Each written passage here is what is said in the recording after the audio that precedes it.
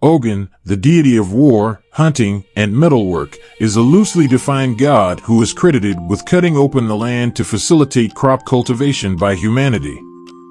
His strength is represented by the piles of metal objects found beside his temples and sanctuaries. As a god of hunters and farmers, Ogun is generally benevolent, and in his role as a god of war, he defends and protects the tribe. He is often depicted wearing armor and wielding either a blade or a sword. In various traditional African religions, such as Yoruba, Haitian Vodou, and West African Vodun, Ogun is venerated as the Orisha of iron and hunting, and he is considered one of the ancient Yoruba divinities. Regarded as a warrior and a powerful spirit, Ogun possesses creativity and intelligence, especially when it comes to metalwork and the art of rum making. Ogun's significance extends to protecting his people from injustice, earning him the title of the Father of Civilization due to his creative tools that have shaped the earth into habitable spaces, allowing for the growth of new buildings and cities. His influence spans from military endeavors to technological advancements. It is important to note that Ogun's ingenuity led to the creation of metal blades, which can be both tools of destruction and instruments of healing, akin to the contrasting roles of a serial killer and a surgeon. This divine ability allows Ogun to excel in various domains, all through the use of his exceptional metalworking skills. Moreover, Ogun embodies fearlessness and acts as a courageous protector, which has led people worldwide to invoke him for guidance in transforming anger and fear into strength.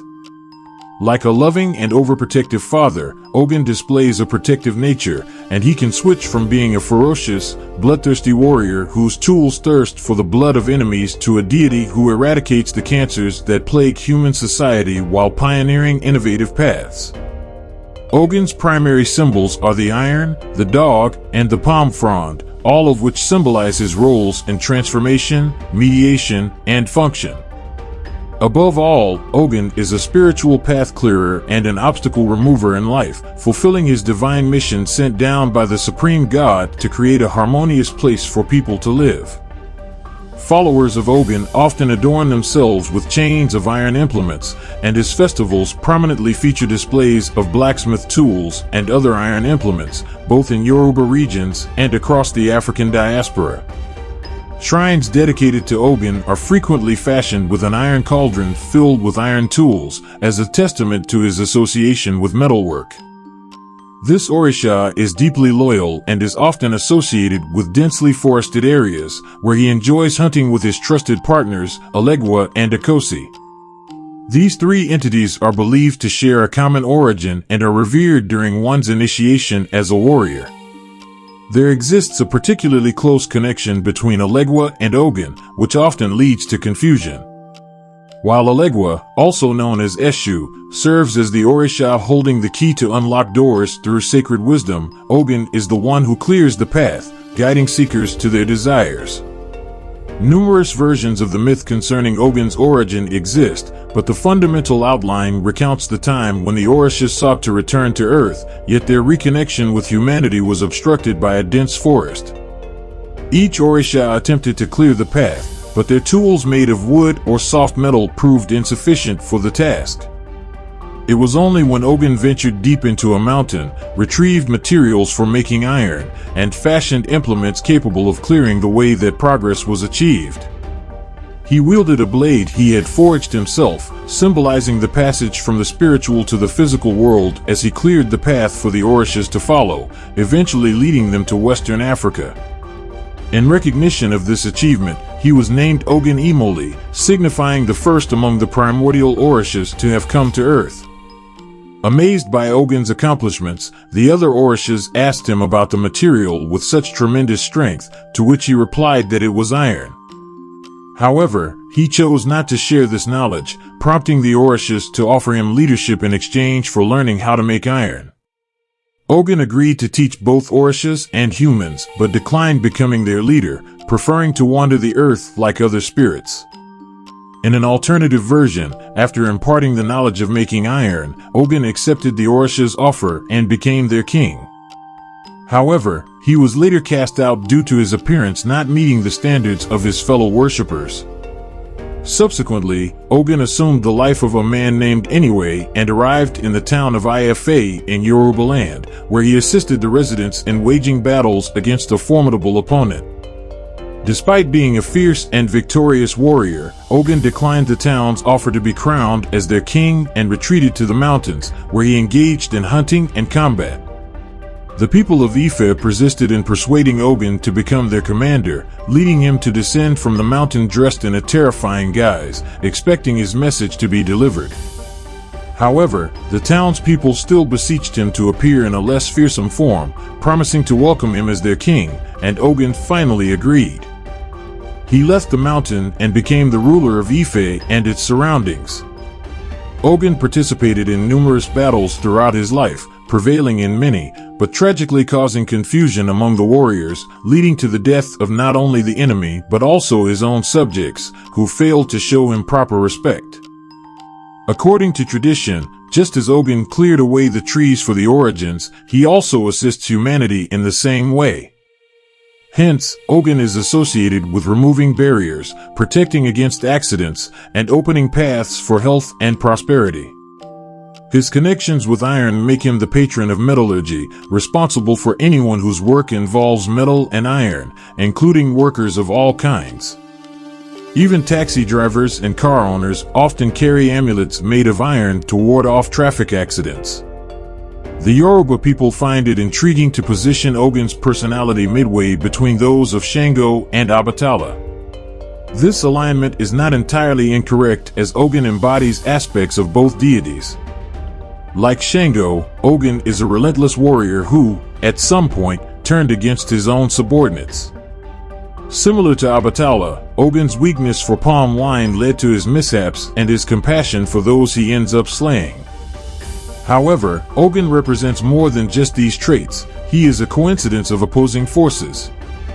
He blazes a trail for divinity to reunite with humanity, but ultimately seeks isolation from both realms.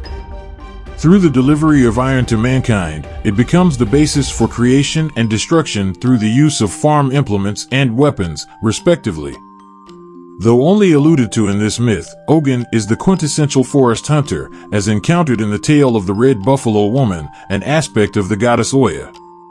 In this role, Ogun embodies contradiction, engaging in the cycle of life and death, and identifying with both the sacred practice of the hunt and the profane demands of a husband.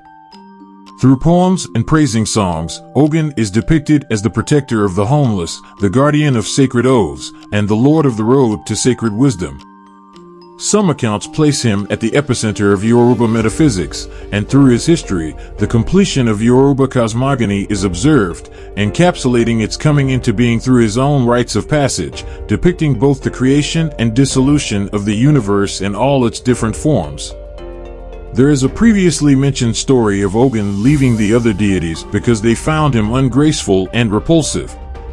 Similarly, when he tried to approach the people of Ife wearing blood-drenched robes, they ran away from him. In another account, Ogun appeared before his fellow worshippers wearing bloody animal skins after spending many days in the forest.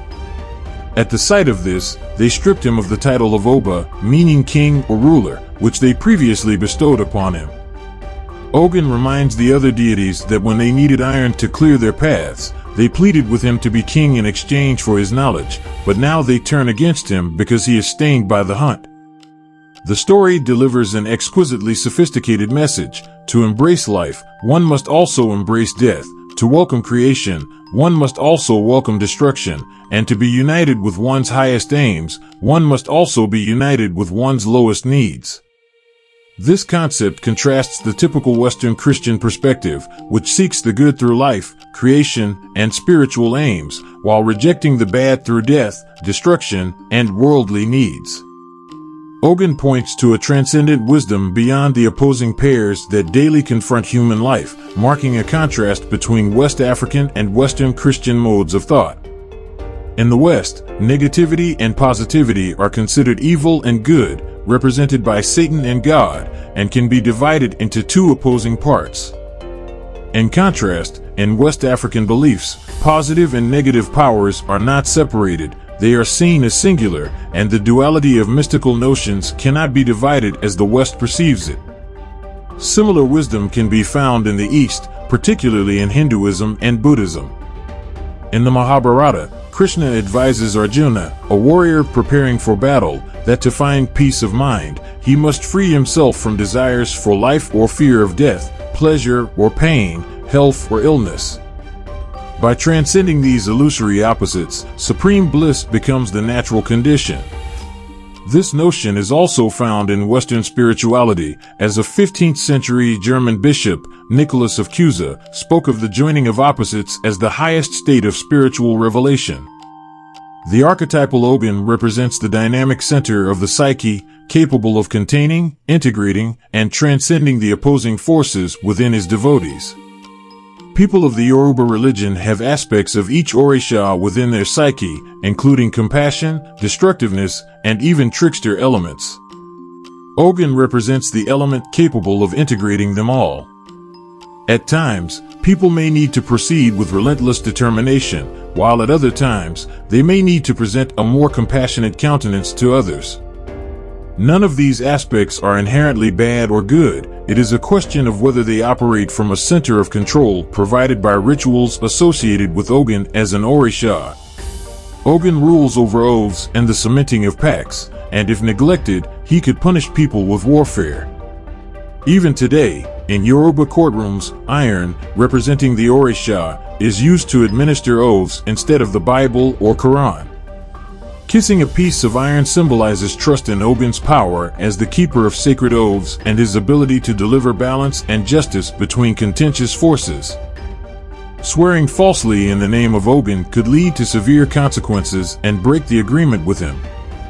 Some accounts suggest that during ceremonies, sacrifices are made using a knife, with Ogun's strong and piercing energy present when animals are offered. Notably, it is not the Orisha who actually takes the animal's life in this act. In the Candomblé pantheon, Ogun is known as Ogum in Afro-Brazilian traditions and is syncretized with Saint George, particularly in Rio de Janeiro and within the state of Rio Grande do Sul. In northeast Brazil, Ogun is associated with Saint Sebastian or Saint Anthony. In Haitian Vodou, Ogun is known as Ogu and manifests in various forms related to ironsmithing and tools from Yoruba traditions. Ogu is perceived as the divinity presiding over pioneering intelligence, medicine, and political power, all of which are associated with the symbolic tool that advances human mastery over the environment. In Vodou, multiple manifestations of Ogun exist, with the most popular being Ogu Fairy, a spirit symbolically covered in iron that guides votive followers against their enemies and remains impervious to harm. Similarly, in Africa, Ogun is mainly revered among blacksmiths, many of whom have Yoruba origins. Yoruba tradition includes oriki, a cultural phenomenon in the form of praise poetry dedicated to either a person or a deity based on their achievements. Ogun's worshippers are known to sing oriki, suggesting that Ogun exists in 7 paths. Ogun, the Orisha, is intricately involved in numerous human affairs, yet he also transcends them. He represents the solitary God, the ascetic part of the human soul, acknowledging the existence of something more profound beyond the everyday struggles of life. By incorporating seemingly contradictory attributes within himself, Ogun represents the closest conception to the original oneness of Orishan law, also known as Olodumare. A prevalent theme in African myths revolves around the separation between humanity and divinity, where gods and goddesses once walked among people until a rift caused by some human act led to the gods leaving them on their own. This narrative echoes the story of Adam and Eve being condemned for their actions, exiling humankind from the blissful garden. After such a fall, it becomes humanity's task to reach out to divinity and reclaim the lost treasure of their original birthright. Traditionally, heaven sends representatives to the earth, such as gods, saviors, saints, angels, or other divine figures, with the purpose of reminding humankind of their lost divinity and inspiring them to bridge the gap of despair and reclaim it. However, with the Orishas, the situation is uniquely reversed. Originally, both divinity and humanity resided in the godhead Olodumare. The gods then journeyed to the earthly realm, as they were incomplete in their divine state and needed to embrace mortality to become whole again. Ogun, as the Orisha, played a crucial role in forging the sacred path for the return of divinity to humanity. Without his strength, the path from heaven to earth would never have been cleared, and humanity would not thrive on earth. If you enjoyed this exploration of Ogun, feel free to share your thoughts in the comment section below. And, as always, stay curious.